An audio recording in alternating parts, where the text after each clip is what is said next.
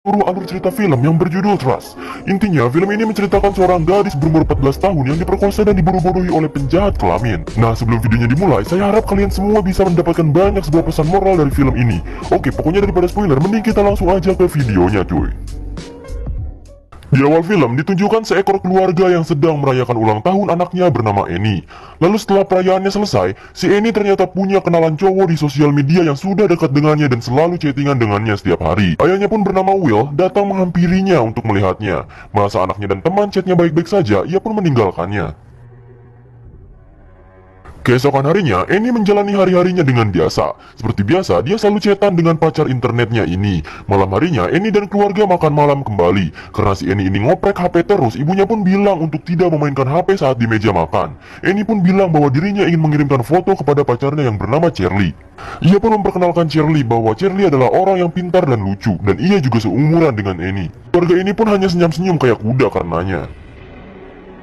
Keesokan harinya, Annie pun telah pulang dari sekolahnya dan memiliki kabar yang sangat baik. Ia diterima menjadi tim utama klub bola voli wanita di SMA-nya. Ia pun buru-buru ngabarin si Charlie. Lalu pas ngabarin, ternyata si Charlie bilang sesuatu bahwa ia ternyata berumur 20 tahun dan sedang berkuliah. Annie pun kaget dan hanya terdiam. Dan si Annie membalas chatnya yaitu ia akan menerima Charlie walaupun berumur 20 tahun. Si Charlie pun ngirimin foto-fotonya yang membuat Annie tersenyum-senyum. Hari demi hari pun dijalani dengan sangat baik-baik saja. Di suatu malam, Annie dan Charlie pun chattingan. Si Charlie bilang lagi bahwa dirinya adalah seorang pria yang sudah lulus kuliah. Ia berumur 25 tahun. Annie pun kaget banget dan tidak percaya. Ia pun langsung menelpon Charlie. Charlie pun mengirimkan fotonya yang berumur 25 tahun dan si Annie hanya bisa menutup matanya. Keesokan harinya, Annie ketemuan sama Charlie di mall. Annie ke mall sendiri dan menunggu Charlie. Lalu tak lama kemudian, datanglah si Charlie ini. Annie hanya terdiam dan kaget. Ternyata si Charlie jauh lebih tua dari umur 25. Annie pun menangis dan bilang bahwa kenapa kamu selalu bohong sama aku gitu. Charlie pun menjawab semua pertanyaannya dengan serius dan bilang bahwa Annie belum cukup umur untuk mengerti. Lalu Charlie juga ketakutan untuk jujur. Lalu ada salah satu teman sekolah Annie yang melihat Annie dengan seorang pria tua sedang berjalan. Mereka pun akhirnya minum dan kencan seperti biasa. Charlie masih tetap merayunya agar Annie tenang. Lalu si Annie pun ikut sama Charlie menggunakan mobilnya dan pergi ke suatu hotel. Annie pun disuruh untuk menggunakan bikini. Si Charlie merayunya dan mengusap-ngusap Annie ini. Dan tanpa sepengetahuan Annie, ternyata si Charlie memasang sebuah kamera dan si Charlie pun langsung menyetubuhi si Annie. Singkat cerita, Annie pun hanya diam saat makan malam. Ia terus-terusan menghubungi Charlie, tetapi Charlie tidak ada balasan. Bahkan si Annie ini terus-terusan kepikiran si Charlie. Di sekolah, ia pun menelponnya tanpa henti, bahkan Annie sendiri sampai menangis. Tetapi tetap gak diangkat-angkat juga teleponnya. Temannya yang kemarin lihat mereka akhirnya nanya ke si Annie. Ia kaget dan menyuruh Annie untuk meninggalkannya. Saat sedang belajar di kelas, salah satu guru memanggilnya dan ia dibawa ke ruangannya. Seperti yang ia tahu, ternyata temannya lah yang memberitahu soal hubungan Annie dan Charlie kepada kepala sekolah.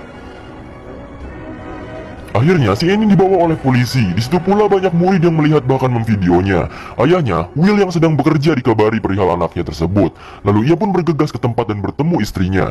Di sana, Annie sedang melakukan beberapa tes untuk menjadikannya bukti kuat bahwa ia benar-benar menjadi korban pelecehan. Lalu Annie pun menemui orang tuanya bersama penasehat rumah sakit dan orang tuanya pun menenangkannya.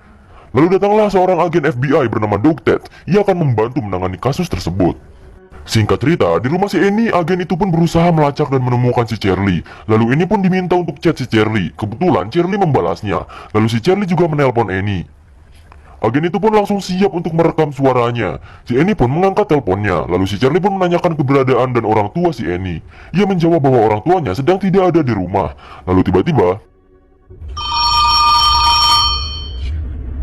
telepon ibunya pun berdering dan si Charlie langsung menutup teleponnya. FBI itu pun langsung kehilangan jejak si Charlie lagi. Ya, si Annie pun langsung ngambek gak jelas karena ngelakuin hal bodoh tersebut. Singkat cerita, si FBI itu pun mengobrol dengan Will. Ia menjelaskan bahwa si Charlie ini benar-benar berbahaya. Lalu Will benar-benar nafsu ingin membunuh si Charlie. Agen Doug pun melarangnya dan meminta untuk menyerahkan kasus ini kepadanya. Ia pun meninggalkan Will tersebut. Keesokan harinya, Will benar-benar memikirkan anaknya yang sedang diperkosa. Ia benar-benar depresi karena membayangkan terus-terusan hal tersebut.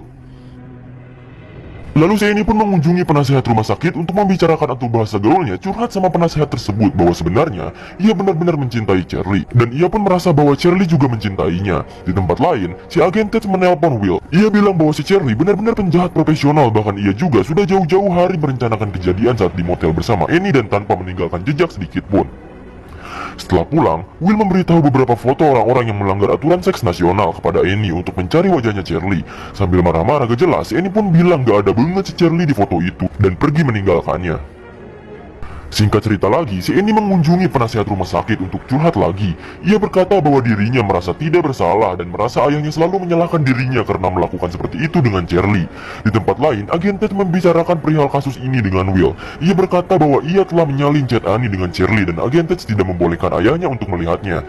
Karena kebelat penasaran, Will pun mengambil tas yang isinya buku itu ke rumah. Setelah sampai di rumah, ia pun memberitahu istrinya perihal buku itu. Dan ya, mereka pun langsung marah-marah, adat-adatan, bahkan lempar buku itu karena isinya berbau seksual semua. Saking emosinya, Will sampai kebelet ingin membunuh Charlie dan pergi ke suatu tempat. Keesokan harinya, Annie mulai bersekolah lagi. Temannya yang melaporkannya meminta maaf padanya. Annie pun langsung ngegas karena ia telah menghancurkan keluarganya dan hubungannya dengan Charlie. Malamnya, Will mengunjungi Annie di kamarnya dan lagi-lagi menanyai perihal Charlie. Will langsung belak-belakan bilang bahwa Annie telah berbohong padanya. Ia harusnya bilang kalau si Charlie awalnya berbohong sama Annie perihal umurnya yang jauh berbeda. Annie pun langsung membantah semua kata-kata ayahnya, bahwa si Charlie benar-benar mencintainya dan saat di motel juga, Charlie tidak memperkosanya. Mereka pun ribut adu mulut, lalu Will pun diusir pergi dari kamarnya.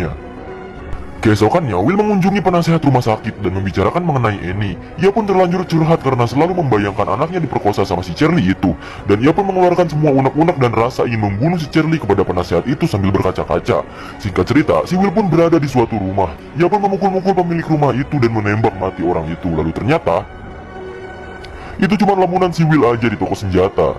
Will benar-benar tidak bisa berhenti memikirkan Annie seperti itu. Singkat cerita, agen Ted memberitahu hal lain lagi bahwa si Charlie ini sebelumnya juga memperkosa wanita lain. Beberapa foto pun ditunjukkan dan parahnya sampai ada gadis yang berumur 12 tahun yang ia perkoseng bangke. Ini pun langsung pergi kabur. Will menyimpulkan bahwa FBI berarti sudah mencari si Charlie jauh sebelum kasus Annie berada.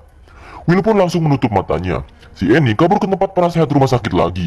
Ia langsung berbicara mengenai wanita lain yang digenjot olehnya. Ia pun langsung menangis di jeritan gogoakan dan baru paham sekarang bahwa ia berarti diperkosa oleh si Charlie.